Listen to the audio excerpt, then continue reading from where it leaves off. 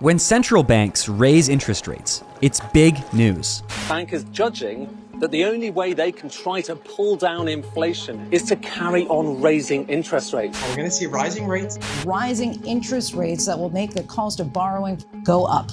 It can send ripples across the whole economy. It can sink consumer confidence, result in fewer jobs and lower wages, and cause stock prices to fall. If they go too far too fast, it can tip economies into recession. So, why do central banks raise interest rates?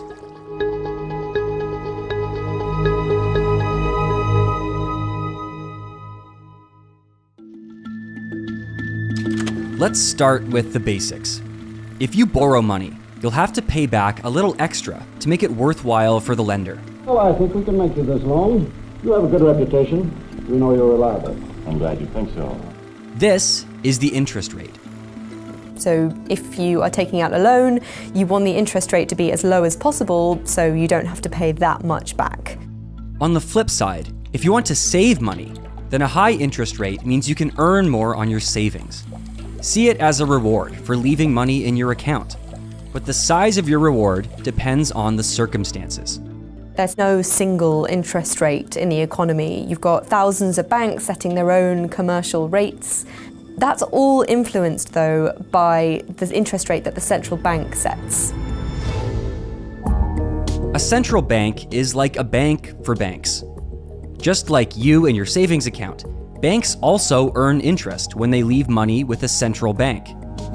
Commercial banks have these things called reserves. So that's a bit like their cash on hand. Commercial banks lend those excess reserves to each other at an interest rate, and they also can deposit their excess reserves at the central bank. And when they do that, they can earn an interest rate. Ordinary people can't access the interest rate on the excess reserves, but it still affects them. And that's the idea. When central banks raise interest rates, they're trying to control inflation, how fast prices rise for everyone. They were 129, now they 139, and that's in the space of 4 weeks. Central banks like the Fed or the Bank of England or the European Central Bank are all trying to hit an inflation target of 2%. Interest rates are a really powerful tool that they have to do that. If inflation is seen as too high, that's when banks raise interest rates. The change spreads through the financial system and slows down the rate of inflation. Here's how. A rise in interest rates from a central bank means that a commercial bank will earn more on their reserves. They might make more from keeping their money in a central bank than lending it out. So if they do lend it out, they'll raise their interest rates to make it worth their while. How that affects consumers depends on the economy. Take mortgages. In places like Finland or Australia, lots of people have mortgages with variable interest rates. If you've got a variable rate mortgage where the interest rate that you pay is linked to the central bank's interest rate, then higher interest rates mean that essentially immediately the higher rate will translate into less cash to spend on other things. Less spare cash means households will spend less. And less spending means businesses will be warier of raising prices. This should lower inflation. In other countries, like America or Canada, a bigger share of mortgages are set at fixed rates. People with fixed rates are protected against the direct effects of an interest rate rise, but will still feel an indirect impact. Higher interest rates mean that mortgages will become more expensive. If that is affecting all new buyers, then house prices will begin to fall, and that will make everyone who owns a home feel poorer, and therefore they might spend less. Lower spending will translate into lower inflation. And it's not just consumers who will tighten the purse strings.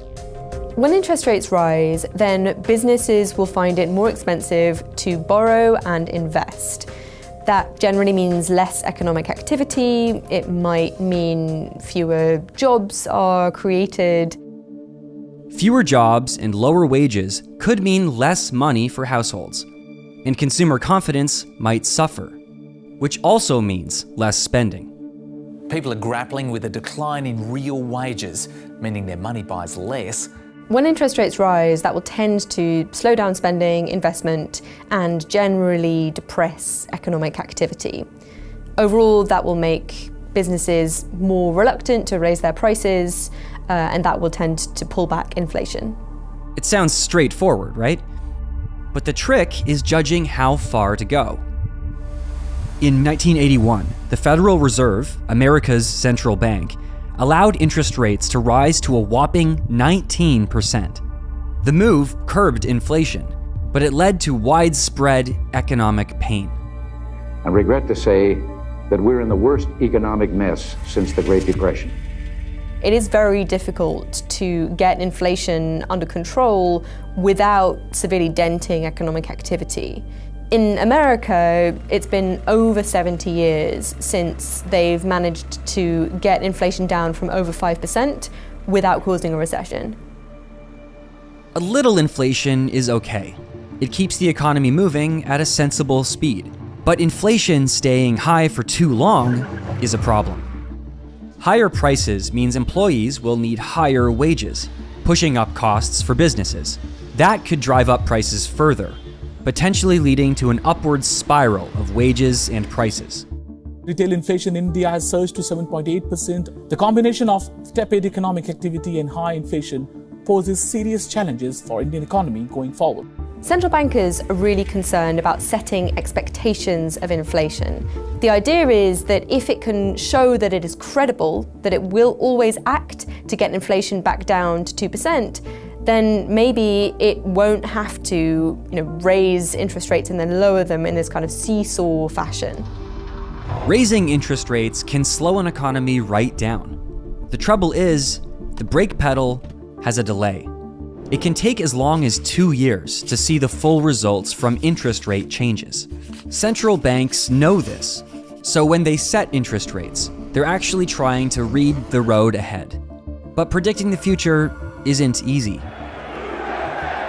The problem is, it's difficult for the central bank to work out whether the inflation will fall back on its own. And even when central banks do get it right, they might still cause a crash. It may be a blunt instrument, but raising interest rates is still central banks' main tool for taming inflation. Central bankers would say that yes, raising interest rates can be painful. Slowing down the economy is not fun, but it's worth it. It's worth it to get low and steady inflation so that in the long run, you don't have to think about it. Thank you for watching.